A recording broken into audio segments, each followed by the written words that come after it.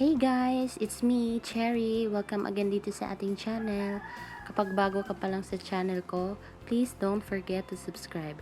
So ngayon guys, ituturo ko po sa inyo kung paano po maglagay ng subscribe button sa video nyo. Madali lang po ito guys. Mag-download lang po kayo ng video or yung subscribe button sa YouTube. Maghanap lang kayo doon. So ipapakita ko sa inyo kung anong na-download ko. Ito po yun. Yan. Yan. So, punta na tayo doon sa editing app. Ang ginagamit ko po is KineMaster. Then, click po natin itong plus. Then, itong landscape. Punta po tayo sa media. Lalagyan po natin ng background. Pwede din yung picture ang ilalagay nyo guys. Pero sa akin, ito muna ang plain. So, gusto ko po. Yan, check.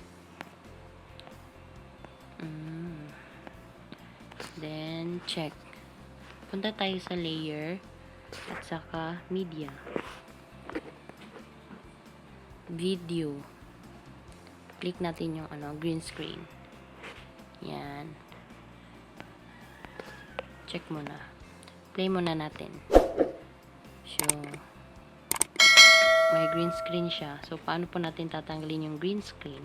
So, ganito lang po yun guys. Sobrang dali lang po. So, punta tayo dito sa chroma key. Yan pong babae. Yan. Then, enable po.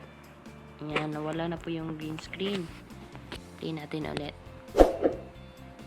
Yan. Ganyan lang kadali guys.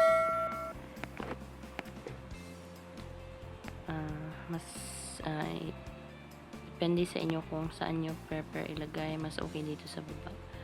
Maganda kasi pag merong subscribe button guys, kasi ma-remind nyo po yung viewers nyo na kailangan pong mag-subscribe. Ganyan lang po guys. Super dali lang. And then save natin. So pag gusto nyo po itong 1080p, ayan. Or ito pong mas lower. Yan. Try natin export. Yan. Ganyan siya. Skip lang. Yan, export. Ganun lang.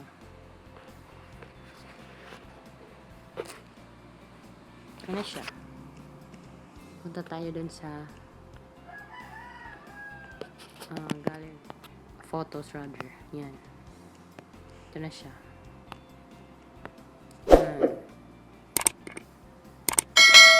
Yan. Yan lang po muna for today's video. Thank you for watching. Please don't forget to subscribe. Bye bye. See you in my next video.